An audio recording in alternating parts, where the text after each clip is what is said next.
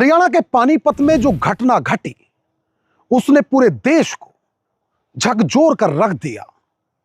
एक घर, उसमें शादी का माहौल, परिवार में खुशियां, और फिर अचानक एक 6 साल की मासूम का अचानक गायब हो जाना। इसके बाद इस मामले में जो खुलासा हुआ वो किसी के भी रोंगटे खड़े कर दे। नमस्कार, आदाब दोस्तों, मैं आपका साजिद सैफी हूं और आप हमारी खास पेशकश बेपर्दा देख रहे हैं। और बेपर्दा में आज बात हरियाणा की साइको किलर पूनम की। तारीख 1 दिसंबर 2025, वक्त दोपहर करीब 2:15 बजे। स्थान गांव नौलत्था, पानीपत। गांव के एक परिवार में आज खुशियों की शहनाई बज रही थी।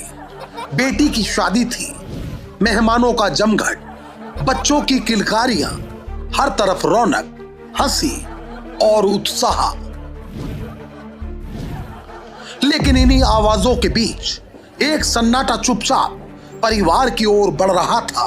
एक ऐसा सन्नाटा जिसकी आहट किसी ने महसूस तक नहीं की थी।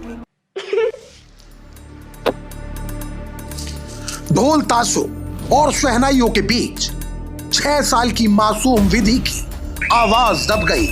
चलते कार्यक्रम के बीच वह अचानक गायब हो गई। घर का कोना कोना छान मारा गया। छत, कमरे, खेत, पर बच्ची कहीं नहीं मिली। इस दौरान परिवार का एक सदस्य वॉशरूम की ओर बढ़ा। दरवाजा खुला और वहां एक छोटे पानी के टब में मासूम विधि बेदम पड़ी मिली। शुरुआत में इसे हादसा कहा गया, लेकिन परिवार ने साफ इनकार कर दिया, क्योंकि जिस टब में विधि मिली उसमें उसका डूबना लगभग नामुमकिन था।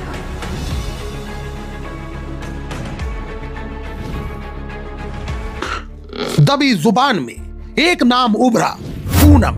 परिवार और रिश्तेदारों का कहना था विधि गायब हुई थी और उसी दौरान कार्यक्रम में मेहमान बनकर आई पूनम भी नजर नहीं आ रही थी। मीडिया रिपोर्ट्स में दावा है कि जब पूनम वापस लौटकर आई तो उसके कपड़े गीले थे। पूछने पर उसकी बातों में विरोधाभास था।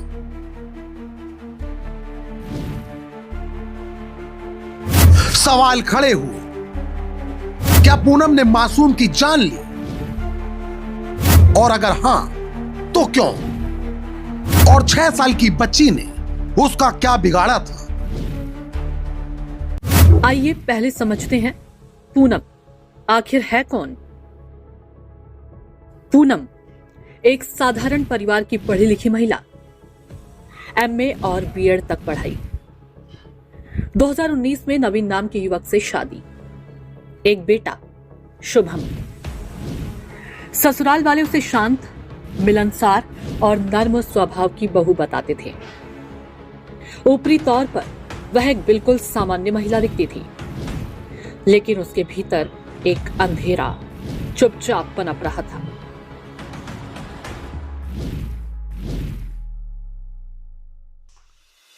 विधि की मौत के बाद पुलिस ने शव पोस्टमार्टम को भेजा और शक के आधार पर पूनम को हिरासत में ले लिया।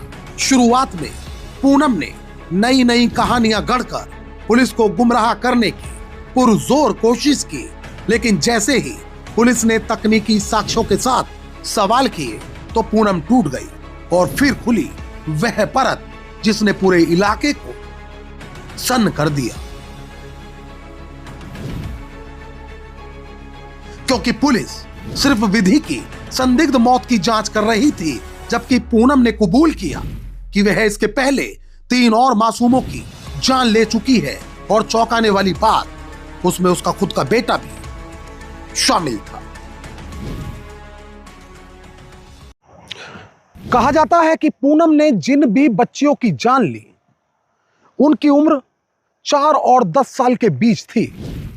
कई मीडिया रिपोर्ट्स में दावा किया जाता है कि पूनम को डर था कि उसके किसी भी रिश्तेदारी में उससे खूबसूरत कोई लड़की पैदा न हो। यही डर सनक बनी और इस सनक में वो लगातार बच्चियों को पानी में डुबोकर कत्ल कर रही थी। जबकि एक अन्य रिपोर्ट में दावा किया जाता है कि उसने अपने बेटे शुभम की हत्या इसलिए की चूंकि बच्चे ने अपनी मां को एक बच्ची की हत्या करते हुए देख लिया था, जबकि वह सोच रही थी कि यदि वो अपने खुद के बेटे को भी पानी में डुबोकर मार देगी तो इस तरह वो लोगों उसकी नजर से बच पाएगी। हरियाणा पुलिस ने पूनम को एक साइको सीरियल किलर मानते हुए जांच को आगे बढ़ाया। कहा गया उसे खूबसूरत बच्चों से अजीब तरह की जलन होती थी। वह नहीं चाहती थी कि परिवार में उससे ज्यादा सुंदर कोई बच्चा हो। ये ईर्ष्या थी या मानसिक बीमारी या कोई अंधविश्वास? जांच अभी लगातार जारी है।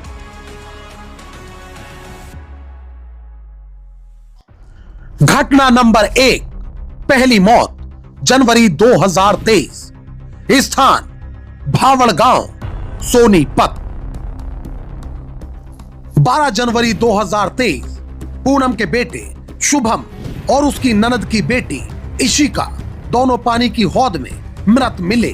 परिवार ने इसे हादसा मान लिया, किसी को शक नहीं हुआ, लेकिन विधि की मौत की पूछताछ में पूनम ने कबूल किया उन दोनों की हत्या भी उसी ने की थी। घटना नंबर 2, दूसरी मौत अगस्त 2025, स्थान सिवहा गांव, मायका। बताया जाता है कि साल 2025 में पूनम ने एक और बच्ची जिया को भी पानी में डुबोकर मार दिया। घटना उस समय की बताई जाती है जब वह मायके आई हुई थी। हालांकि तारीख की पुष्टि समाचार रिपोर्ट्स में साफ नहीं मिलती। पूनम का कहना था कि उसे खूबसूरत बच्चों से जलन होती थी। वह चाहती थी कि परिवार में कोई उससे ज्यादा प्यारा ना लगे। यह बीमारी थी या सनक या कोई गहरा मनोवैज्ञानिक विकार? जवाब अभी तलाशे जा रहे हैं, लेकिन 4 मासूम उसकी सनक की कीमत चुका चुके हैं। विधि की मौत के बाद परिवार पूरी तरह सदमे में है। अब वे पुरानी तीनों घटनाओं की भी समीक्षा चाहते हैं और न्यायिक जांच की मांग कर रहे हैं ताकि हर सच पूरी तरह बेपर्दा हो सके। ये कहानी सिर्फ एक परिवार की नहीं, ये चेतावनी है कि सतर्क रहें, असामान्य व्यवहार को नजरअंदाज ना करें, क्योंकि कभी कभी सबसे खतरनाक चेहरा वही होता है जो सबसे ज्यादा शांत दिखाई देता है।